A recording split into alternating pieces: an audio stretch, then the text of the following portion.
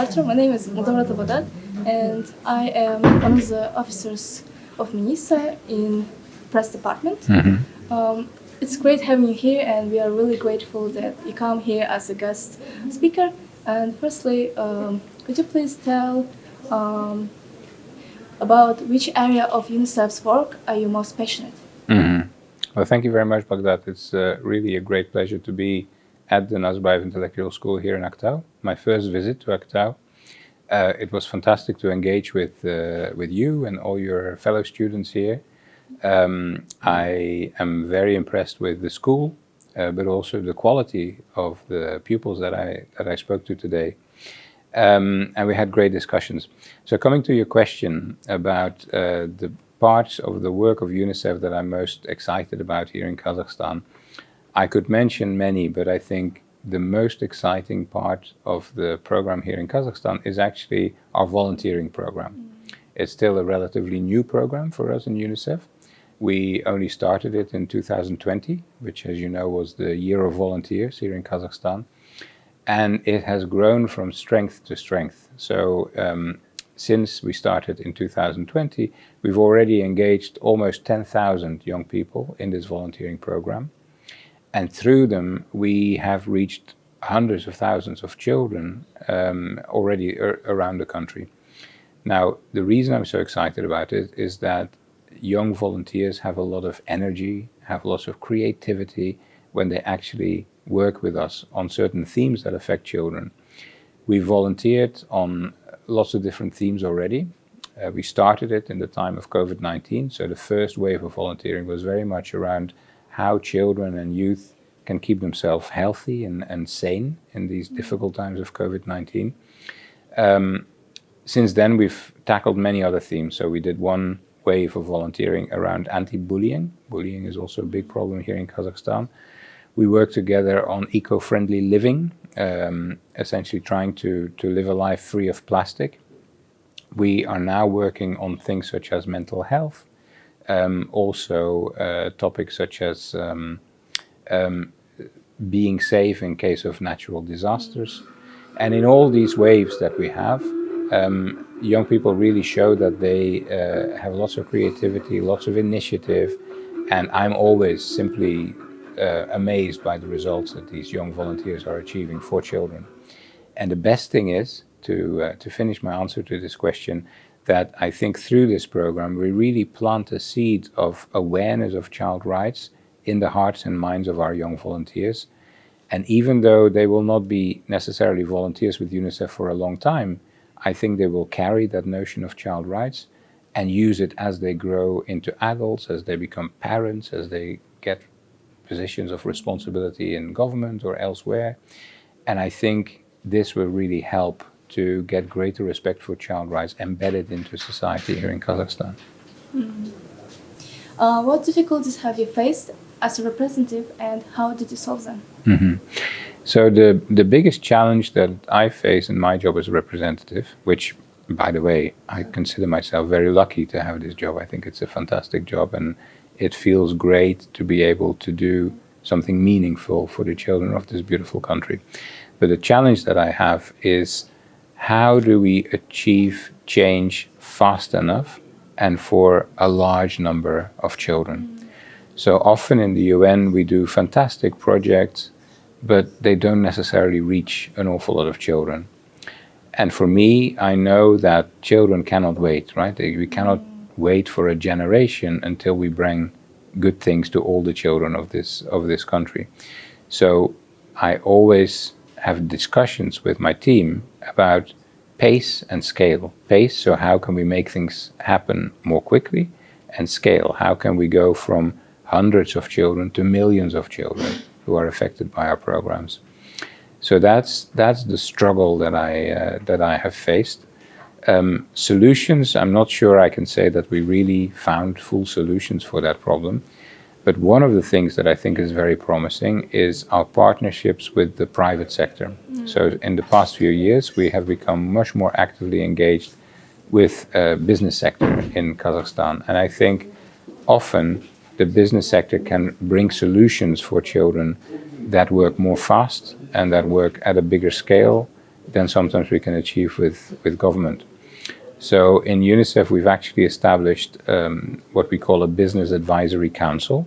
We have about 14 business leaders in Kazakhstan, all at the level of CEOs, who work with UNICEF to tackle issues that children face. So far, we've piloted this in 2 different areas. So we're working with businesses to address the safety of children online safety, and nutrition for children. So on online safety, we've started partnering with Beeline, the mobile phone company, and together with other business leaders, Microsoft, Zarka, different companies, we're trying to really start a program that will help children to stay safe when they are online. Because as you know, the internet is a fantastic resource, but it's also really a scary place sometimes for children. So we're working together to try and make the internet safer. With nutrition, we are partnering, among other organizations, with Magnum, the retail chain Magnum, trying to see how we can reach the customer base of Magnum to teach parents and to teach children about healthy nutritional choices, so that when people go to the supermarket, they actually go with the idea of choosing healthier products to feed the children. So these are some examples of how unlocking the power of businesses may be able to get us to results at scale and at pace for children.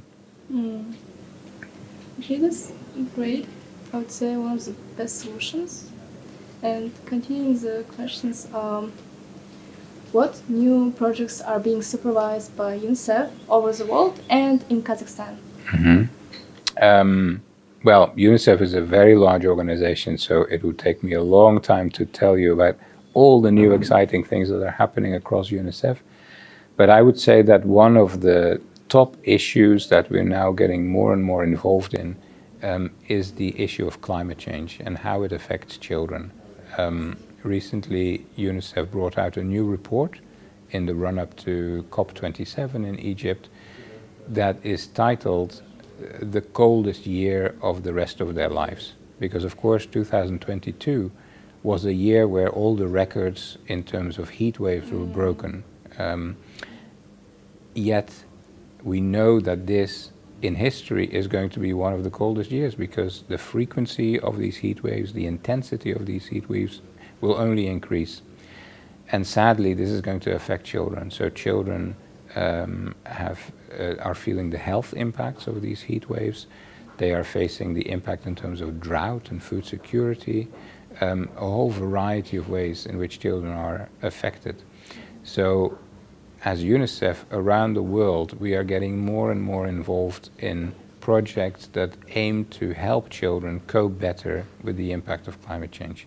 Unfortunately, climate change is a fact. We can no longer avoid it. We've, through many generations, made the wrong choices, and the process that this has set in motion is now unstoppable.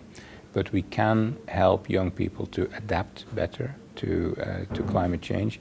We can work with service delivery systems in health and education to make them more resilient to climate change.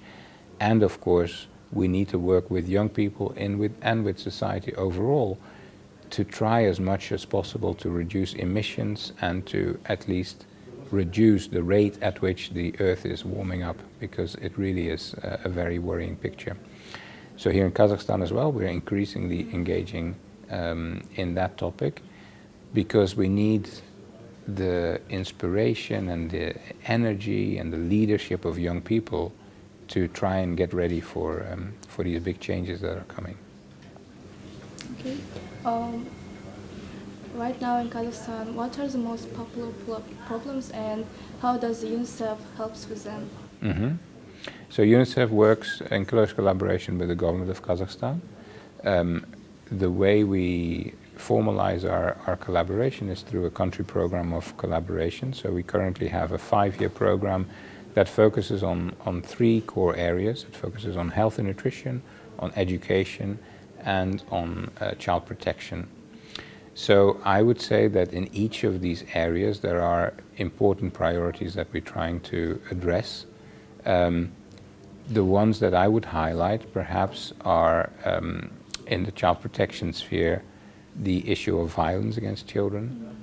Unfortunately, that is still quite widespread in Kazakhstan, and Kazakhstan has a relatively high tolerance for violence, I would say. There are still many parents who think it is okay to use harsh methods of upbringing, who think that is part of raising a child. Raising a strong child means that they need to be punished when they do something wrong, and many arguments use that argument that, okay, when we did something wrong when we were children, we got a slap or we got shouted at, so I don't see why I need to change that when I raise my children.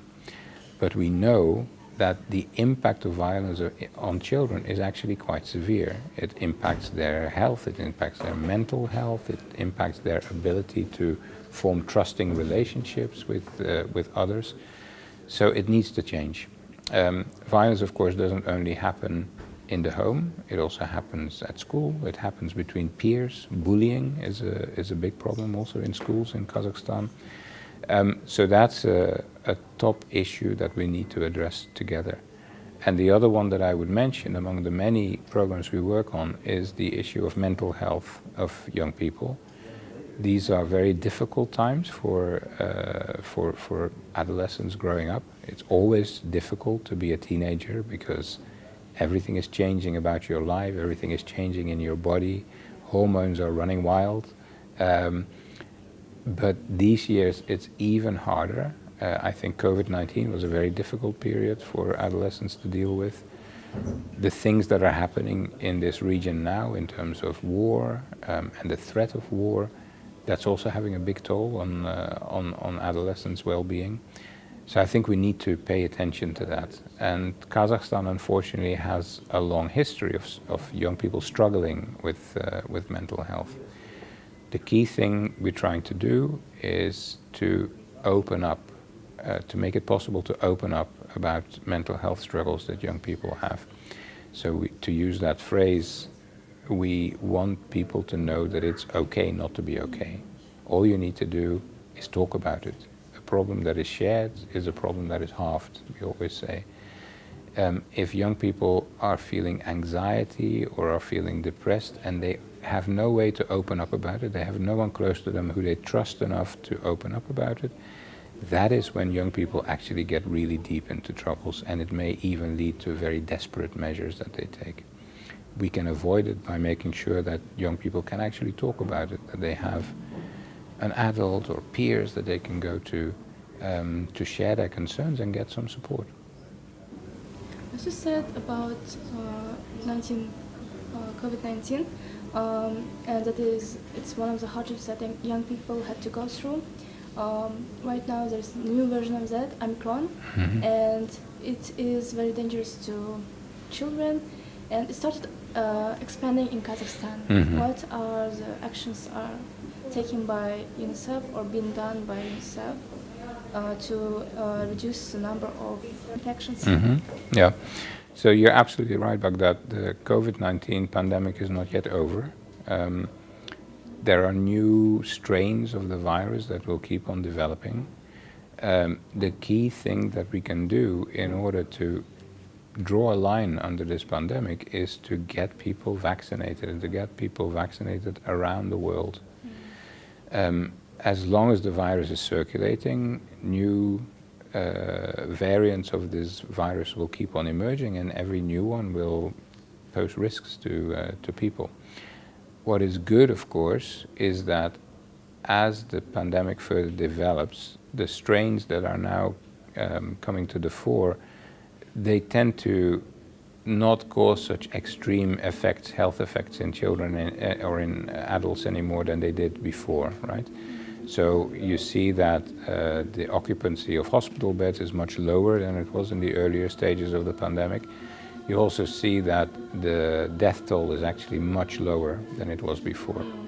But that doesn't mean to say we don't need to take action anymore. We still need to take the basic precautions. And I'm worried about that because I see people not taking them anymore.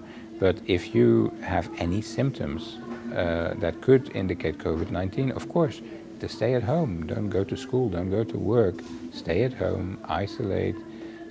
observe all the basic measures in terms of hand hygiene, sanitary hygiene, and get vaccinated. This is the key thing: get vaccinated. Kazakhstan has gone a long way in terms of vaccination, but I think the latest figures still indicate that I think it's at most 2/3 of the population, or even less. I think about half of the population that has been double vaccinated, and even less that have had a booster. So one of the things that UNICEF is involved in with the government is to continuously promote the demand for vaccination.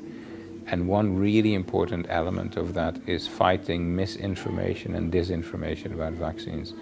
Unfortunately, as we often say, the pandemic, the COVID-19 pandemic, was accompanied by an infodemic.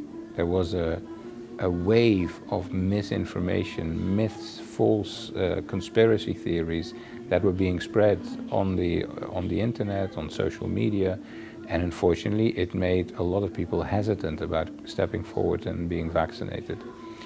Crazy conspiracy theories such as Bill Gates wants to put a chip in everyone's shoulder. It's nonsense, of course, and we know that. But these theories have increased the hesitancy that people have in terms of getting vaccinated. And this is undermining the final solution to the COVID-19 pandemic. So for adults as well as for children over 12, we continue to advocate vaccination against COVID-19. That hasn't gone away. We need to continue to do that. Due to social medias and digital technologies' global reach, more and more children have access to them. And how could we utilize services and platforms to improve their mental health? And is it even possible? Mm-hmm. Yes, I think it's a great question. First of all, I want to start by saying that being online is a great resource for children and for youth. There is so much that you can learn. There's so many resources out there. You can network. You can discover new things. So all in all, we think that the internet is a blessing, really, for children. But on the other hand, the internet is also a scary place. There are many risks out there for children as well. We talked a little bit before about bullying. Now that the internet is accessible, we have this new phenomenon called cyberbullying, which is now also a reality, and many young people are facing that. And I was talking to a young person just a couple of weeks ago, and she said, well, actually, in some ways, cyberbullying is worse than bullying in the real world, because at least if you're bullied at school, you go home and you're in a safe space. You close your door behind you, and that reality is no longer with you. But when it's cyberbullying, it penetrates your home as well, and whenever you pick up your mobile phone, it's there. So it's very pervasive. It's very difficult. One thing we need to do is to equip young people with the skills to keep themselves safe online. That's really important, because through your behavior, and actually, I mean, young people nowadays, they mostly grew up online almost, no? So they know these basics, but still important to emphasize how you can keep yourself safe by not making your account open to the public, not putting personal information on there, not identify where you're going to be at what particular time. These basics, right? They're very important. Now, when it comes very specifically to mental health, I think actually the internet can be a fantastic resource as well. We are working on quite an exciting new project. The working title of it is You Support. And the idea is that it will be a tool. It will be a kind of a web-based platform. It will also be an app. It will be a tool where young people can seek support for mental health issues they face. And in a way, it's, you know, Uber, right? Uber, the kind of the hail riding application. Here you have Yandex, etc. These kinds of hail riding apps. Our idea is that this will be a similar thing for mental health, because a young person can go online. First of all, there'll be lots of resources, self-help resources out there, but there'll also be a tool to actually get professional support from a psychologist. Now, this will be very new because at the moment, if you need support from your psychologist, you need to actually physically go to a health facility where there's a psychologist. Many young people don't like doing that because someone might see you going to that psychologist's office. They will think, something is really wrong with Baghdad. Why is she going? She's a bit, yeah? These are the stigmas, right? So in this new system, it will be totally anonymous because you can actually access someone online. It will also improve the quality because just like in these Uber or Yandex, these hail riding apps, you can leave a rating for your service provider, right? So if your psychologist is not doing a good job, you give them 1 star instead of 5 stars, and other people will know that maybe you shouldn't choose that particular one. There will also be an option of peer-to-peer support, because of course it's important to screen, right? Young people who are struggling with mental ill health, for some of them it is simply a matter of getting to talk to any peer and opening up, and that's maybe the end of it. But some people really are struggling and they need professional support.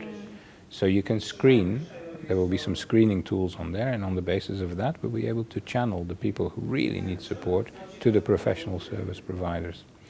So I think that's one very practical example of how the internet can also be a resource to address young people's mental health issues.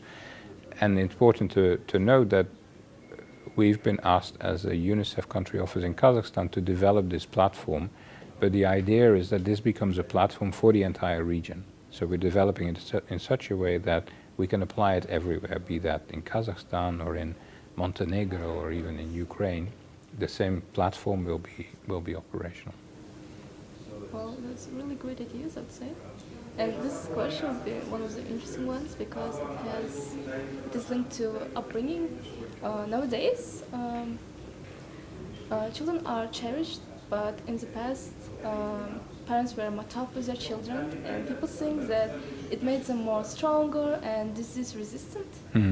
However, the mortality rate of children nowadays decreased. Is this achievements of doctors or overcaring parents?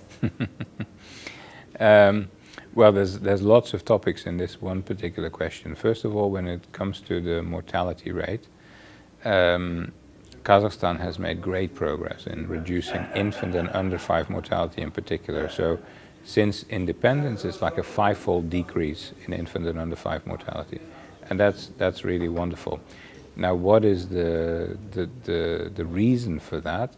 Of course, partly it's advances in medical science, right? Medical care becoming much more accessible.